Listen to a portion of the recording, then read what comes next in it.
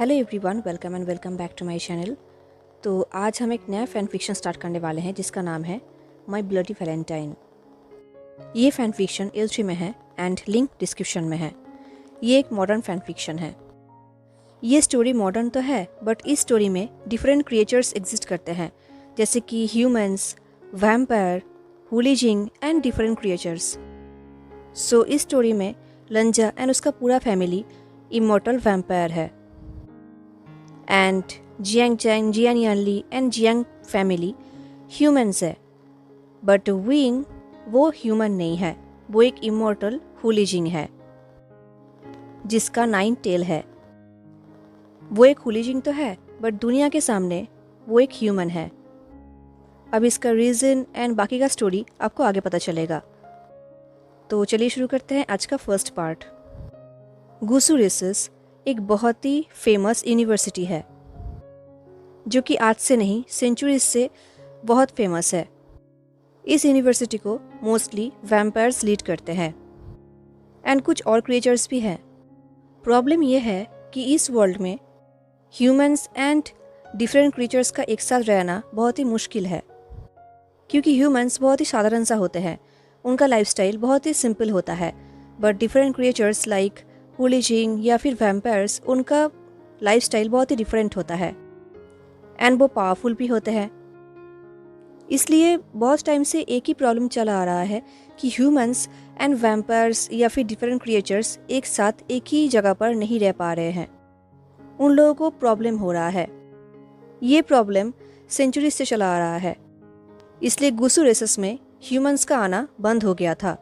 वहाँ पर ह्यूमंस ने पढ़ना बंद कर दिया था एंड वहाँ पर ह्यूमंस अलाउड भी नहीं थे। तब ये वर्ल्ड इतना मॉडर्न नहीं था, लोग कॉम्प्रोमाइज़ करना नहीं जानते थे। ह्यूमंस एंड डिफरेंट क्रिएचर्स एक दूसरे को इंसल्ट करते थे। एंड देन बहुत सालों बाद लॉ के तरफ से एक रूल पास हुआ। उस रूल के मुताबिक डिफरेंट क्रिएचर्स ह्यूमंस के साथ एक साथ रह सकते हैं, कोई भी उन्हें अलग नहीं कर सकता। इसमें ह्यूमंस कुछ भी नहीं कह सकते, उन्हें ये मानना ही होगा। ये लॉ पास तो हो गया था बट स्टिल लोग डिफरेंट क्रिएचर्स को नहीं मानना चाहते थे। उन लोगों ने एक दूसरे को इंसल्ट करना फिर भी बंद नहीं किया था। बट धीरे धीरे टाइम बीतता गया, चीज़ें बदलती गई। धीरे धीरे दोनों क्रिएचर्स के बीच में वायलेंस बंद होता गया। वो लोग एक दूसरे को मारने लगे। एंड इस मॉडर्न वर्ल्ड में बहुत टाइम हो गया है कि ह्यूमंस एंड डिफरेंट क्रिएचर्स एक साथ रहते हैं, वो भी पीसफुली। कोई भी किसी को इंसल्ट नहीं करता और ना ही उन्हें कोई प्रॉब्लम है। तो फाइनली इस साल गुसुए क्लाउड रेसर्स ने डिसाइड किया है कि वो लोग उनकी यूनिवर्सिटी में ह्यूमंस को अलाउ करेंगे। ये न्यूज़ सुनने के बाद सबको बहुत ही अजीब लगा था, क्योंकि गुसु के रेसर्स बहुत ही फेमस है, बहुत ही इंटेलिजेंट यूनिवर्सिटी है।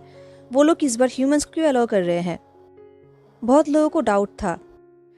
गुसु बहुत ही फेमस है एंड सबको पता है कि वहाँ पर वैम्पायर्स रहते हैं, बट किसी ने भी उनके वैम्पायर्स को अभी तक नहीं देखा है। सबने सुना तो है कि वहाँ के वैम्पायर्स बहुत ही ब्यूटीफुल होते हैं एंड बहुत ही हैंडसम होते हैं, बट वो वैम्पायर्स कहीं भी मॉर्टल वर्ल्ड में नहीं आते। वो लोग सिर्फ अपने दुनिया में ही रहते हैं, गुसु में। किसी ने भी उन्हें बाहर नहीं देखा है। एनीवेज, तो जैसे कि मैंने कहा कि बहुत साल हो गए हैं कि ह्यूमंस एंड डिफरेंट क्रिएचर्स एक साथ रह रहे हैं पीसफुली, बट गुसु ने कहीं भी ह्यूमंस के लिए अपनी यूनिवर्सिटी का दरवाज़ा नहीं खोला। ये पहली बार था जब उन लोगों ने अनाउंस किया कि इस बार ह्यूमंस भी आ सकते हैं। तो ये सुन के सब लोगों को बिलीव नहीं हो रहा था। बहुत लोगों को डाउट हो रहा था कि वो लोग सही सुन रहे हैं या फिर गलत। गुसु की यूनिवर्सिटी का हेड प्रिंसिपल है लान कुरेन, जो कि super natural differentiation and capability theory का प्रोफेसर है। उन्हें मोस्टली ह्यूमंस ज़्यादा पसंद नहीं, क्योंकि उन्हें लगता है कि ह्यूमंस इस वर्ल्ड में बहुत डैमेज कर चुके हैं एंड ह्यूमंस हमेशा डैमेज ही करते हैं। तो इसलिए सब लोग डाउट कर रहे थे कि अगर वो ह्यूमंस को पसंद ही नहीं करते तो वो ह्यूमंस को टीच क्यों करना चाहते हैं? क्या ये न्यूज़ सच भी है या फिर झूठ?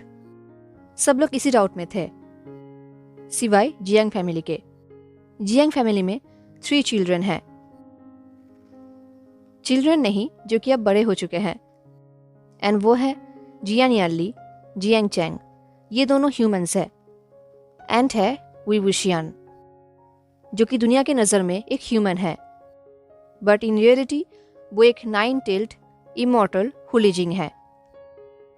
एक्चुअली इमॉर्टल बोलना गलत होगा क्योंकि अब वो इमॉर्टल नहीं रहा। हुलीजिंग तभी इमॉर्टल होते हैं जब उनके पास 9 टेल होता है। हाँ, विभूषण के पास 9 टेल था, जो कि बचपन में था, एंड वही दुनिया में फर्स्ट हुलीजिंग है जिसको बहुत ही यंग एज में 9 टेल मिला था, जो कि बहुत ही यंग एज में इमॉर्टल हुआ था।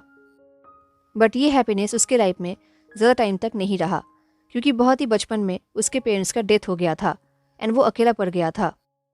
तब वो स्ट्रीट में रहता था एंड उसी वक्त वो बहुत ही स्ट्रगल करता था एंड उस स्ट्रगल के दौरान उसने अपना 3 टेल्स खो दिया था।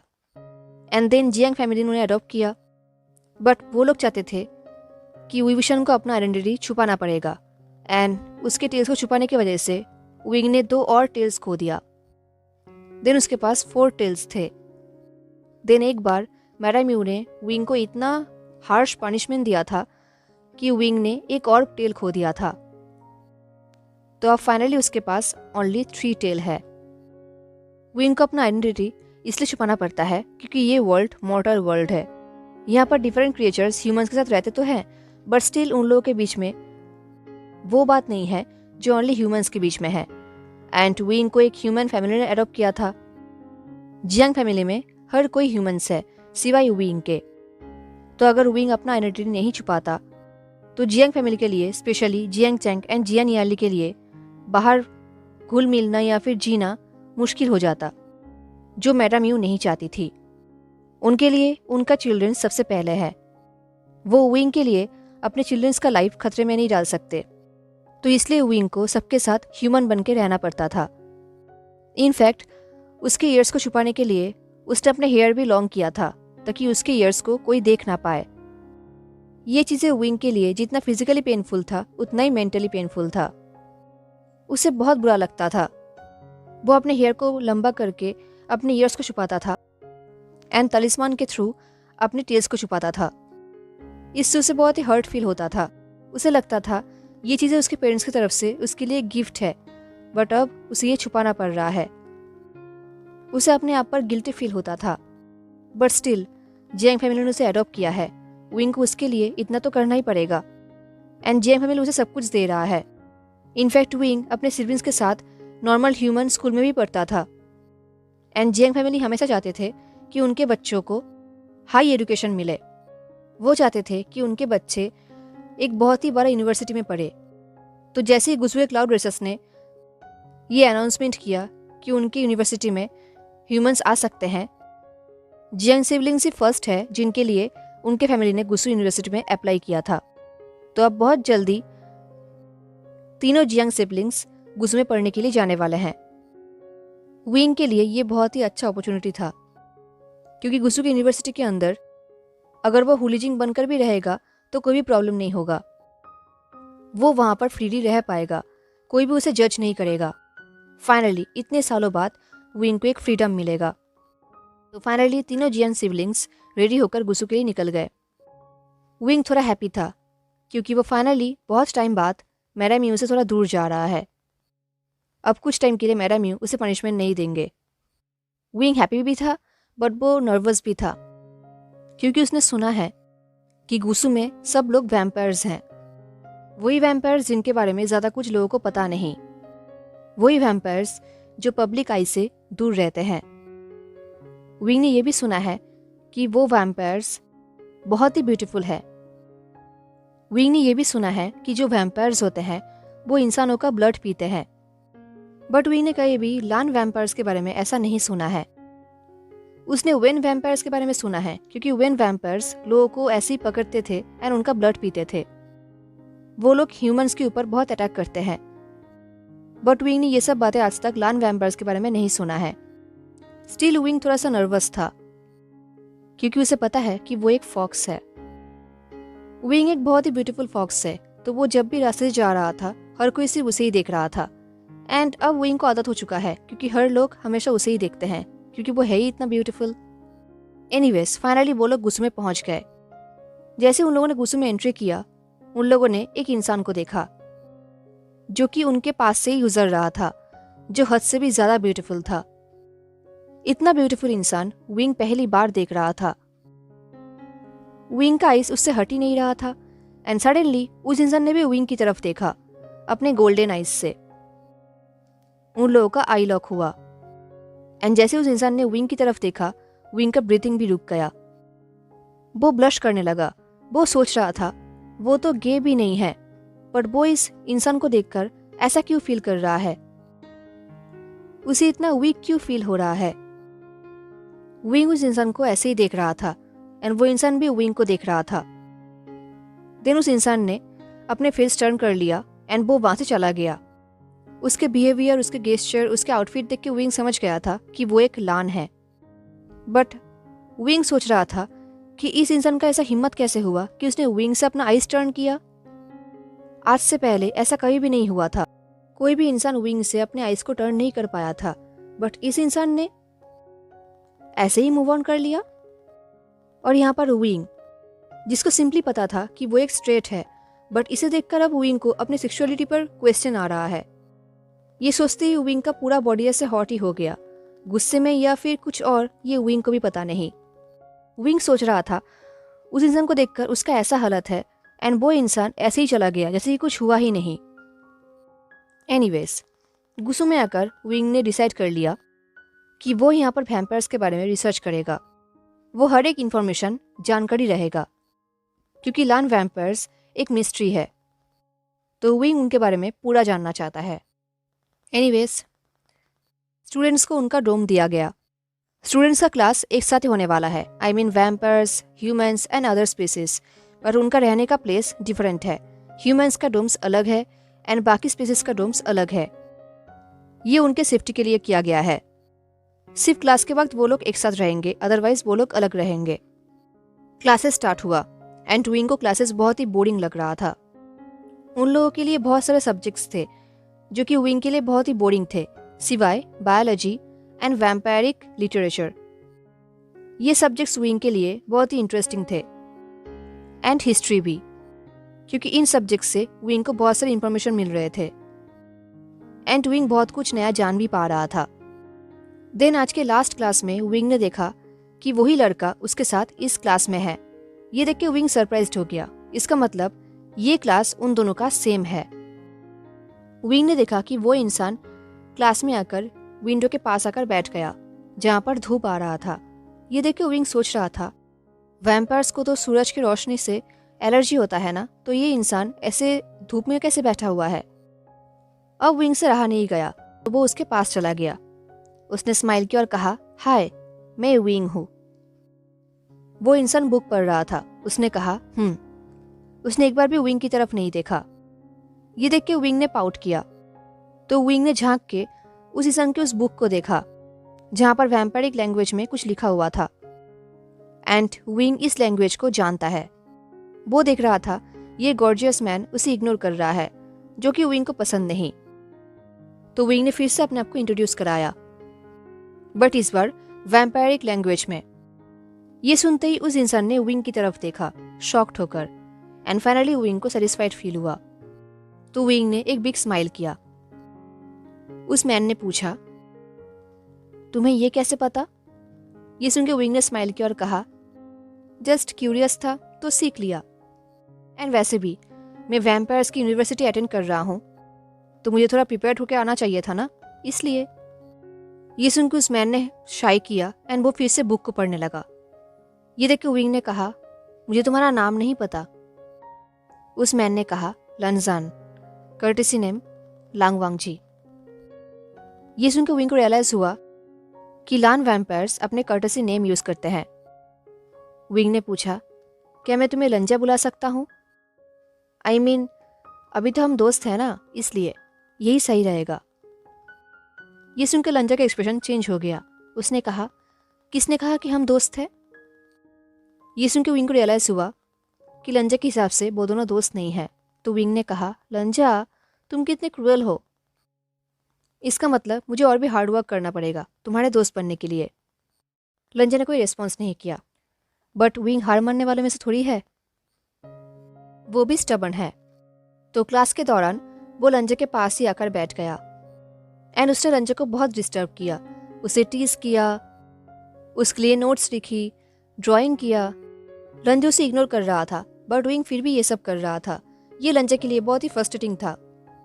लंजा सोच रहा था ये कैसा ह्यूमन है।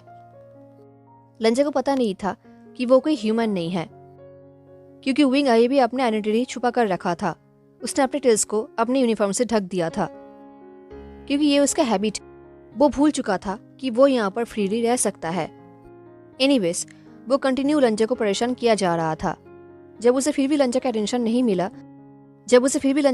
नहीं मिला तब वो उसे फिजिकली परेशान करने लगा। ये देख के प्रोफेसर ने उसे डांटा। ये प्रोफेसर भी एक लान है, वो भी बहुत ही हैंडसम है एंड वो लगभग लंजा की तरह ही दिखते हैं। बट विंग ने एक चीज नोटिस किया कि इस पूरे गुस्सू में किसी का भी आइस लंजा की तरह नहीं है, इतना bright gold and beautiful. Anyways, वो फिर से लंजा को परेशान करने वाला था। फाइनली क्लास का बेल बजा एंड जैसे ही क्लास खत्म हुआ लंजा वहां से निकल गया, बिल्कुल लाइट के स्पीड की तरह। ये देख के विंग शॉक्ड हो गया। इससे पहले विंग कुछ कर पाता, उसके पास जियांगचैन आ गया। जियांगचैन ने कहा, अच्छा होगा कि तुम पहले दिन ही यहाँ पर ट्रबल क्रिएट ना करो। ये सुनकर विंग ने कहा, मैं बस दोस्त बना रहा था, तुम्हें भी ऐसा करना चाहिए, ट्रस्ट मी, इससे बहुत बेनिफिट होता है। जियांगचैन ने हंसते हुए कहा, सिर्फ एक इडियटी वैम्पायर के साथ दोस्ती करना चाहेगा। विंग ने कहा, तुम सच में रेसिस्ट नहीं वैम्पायरिस्ट हो। ये सुनकर जियांगचैन चुप हो गया। वो सोच रहा था विंग ने गलत तो नहीं कहा, वो तो रेसिज्म ही कर रहा है, क्योंकि वैम्पायर्स ने उसका क्या बिगाड़ा है। एंड वैसे भी वो तो इन वैम्पायर्स को जानता तक नहीं है, तो उसे ऐसा जज नहीं करना चाहिए था। एनीवेज, क्लासेस खत्म हुआ। अब विंग को बहुत ही बोर लग रहा था। वो अपने डॉर्म की तरफ जा रहा था एंड वो सोच रहा था कि नेक्स्ट डे वो लंजा को कैसे प्रोवोक करेगा। यूनिवर्सिटी से कोर्टियर्ड तक जाने का जर्नी में विंग को बहुत ही बोर फील हो रहा था, क्योंकि गुस्से में सबको पता है कि विंग ह्यूमन नहीं है। हालांकि वो इसे छुपा रहा है बट स्टिल सबको पता है। सब लोग मतलब जो कि मेन मेंबर्स है, जिन्होंने सबके लिए डोम अरेंज किया है, जिन्होंने सबके लिए humans, vampires and different species के लिए डिफरेंट डोम्स अरेंज किया है। उन लोगों को पता है कि विंग ह्यूमन नहीं है, तो इसलिए विंग के लिए उन लोगों ने डिफरेंट क्रिएचर्स के साथ डोम अरेंज किया है। तो विंग अपने सिबलिंग्स से बहुत ही दूर है।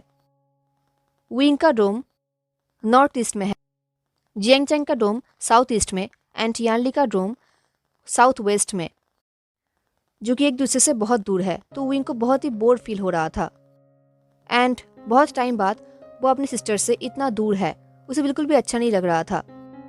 तो वो जैसे अपने रूम पे आया, उसने अपनी सिस्टर को वीडियो कॉल किया। वो निये हुसैन के साथ अपने रूम शेयर कर रहा था, बट निये हुसैन अपने पेंटिंग में बिजी था, तो इससे विंग को थोड़ा प्राइवेसी मिला एंड वो अपनी सिस्टर को सब कुछ कहने लगा। आज जो कुछ भी हुआ है सबके बारे में वो बोले ही जा रहा था एंड यानली सुन रही थी। कुछ टाइम बाद विंग को रियलाइज हुआ कि उसने यानली से एक सिंगल क्वेश्चन तक नहीं पूछा। तो उसने कहा, सीजिए आपका दिन कैसा रहा, क्या आपने मुझे मिस किया? सीजे ने स्माइल करते हुए कहा, ऑफ कोर्स मैंने तुम्हें मिस किया, एंड आज मेरा एक दोस्त भी बना है जो कि एक डिफरेंट क्रिएचर है जिसका नाम है मियान मियान। हमने एक साथ लंच भी किया है। विंग ने पूछा, सब कुछ ठीक तो है ना? कोई आपको बुली तो नहीं कर रहा? सीजे ने कहा, बिल्कुल भी नहीं, सब लोग बहुत ही फ्रेंडली है, तुम चिंता मत करो। विंग ने कहा, अगर किसी ने भी आपको परेशान किया ना, अब हमें बता देना, हम देख लेंगे। ये सुनकर यानली ने स्माइल किया। यानली ने कहा, चिंता मत करो, सब कुछ ठीक है, एंड वैसे भी तुम तो उस लान बॉय को परेशान कर रहे हो ना? ये सुनकर विंग ने पाउट करते हुए कहा, मैं अपने आप को हेल्प नहीं कर सकता सीजिए, वो है ही ऐसा। ये सुनकर सीजिए ने स्माइल किया। देन सीजिए ने कहा, आशियान, तुम अभी भी अपने ट्रेस को क्यों छुपा रहे हो? ये सुन के विंग को रियलाइज हुआ कि वो अभी भी अपने ट्रेस को छुपा रहा है, जो कि उसे नहीं करना चाहिए। उसे याद आया कि वो यहाँ पर फ्रीली रह सकता है, उसे कुछ भी करने की जरूरत नहीं है। अभी के लिए गुसू उसके लिए एक फ्रीडम प्लेस है, वो यहाँ पर ह्यूमन नहीं। एंड विंग जानता है कि जब भी वो ह्यूमन बन के रहता है उसे बहुत ही पेन होता है, तो इसलिए सीजीए को उसका ह्यूमन बनना पसंद नहीं। सीजीए हमेशा चाहती है कि वो फ्रीली जिए, न कि अपने आप को छुपाए। एंड सीजे को विंग का टेल्स बहुत पसंद है। वो हमेशा विंग के टेल्स को ब्रश करते हैं एंड टेक केयर भी करते हैं, उन्हें बहुत ही अच्छा लगता है। विंग ने स्माइल करते हुए कहा, सॉरी सीजीए, मैं भूल गया था, मेरा हैबिट हो चुका है। सीजीए ने कहा, चिंता मत करो आशियान, यहाँ पर तुम्हें कोई परेशान नहीं करेगा। एंड तुम्हें याद है ना कि मैंने तुम्हारे लिए स्पेशल यूनिफॉर्म भी बनाया है, जहाँ पर तुम्हारा टेल्स दिख भी सकता है एंड जो फ्री भी रहेगा, तुम्हें कोई परेशानी नहीं होगा, तुम कंफर्टेबल फील करोगे। ये सुनकर विंग को बहुत अच्छा लग रहा था। उसने स्माइल करते हुए कहा, थैंक यू सीजे, मैं प्रॉमिस करता हूँ कि मैं फिर से इसे नहीं छुपाऊंगा। सीजे ने स्माइल किया और कहा, तुम्हें ऐसा करना भी नहीं चाहिए, ओके? मैं नहीं चाहता कि मेरा प्रीशियस भाई और सफ़र करे। ये सुनकर विंग बोलना चाहता था कि उसने सफ़र तो किया है, उसने अपने सारे टेल्स खो दिया है सिवाय 3 टेल्स के। उसे पेन तो होता है, उसे बुरा भी लगता है, बट वो ये सब बातें किसी और को नहीं कह सकता क्योंकि वो अपने पेन किसी और को नहीं दे सकता। तो उसने स्माइल किया एंड नोट किया। एंड फाइनली आज के लिए उनका दिन यहाँ पर ही ख़त्म हुआ। हेलो एवरीवन, तो कैसा लगा आपको आज का पार्ट? ज़रूर बताना। तो मिलते हैं नेक्स्ट पार्ट में, तब तक के लिए टेरर एक क्या स्टे से बाय।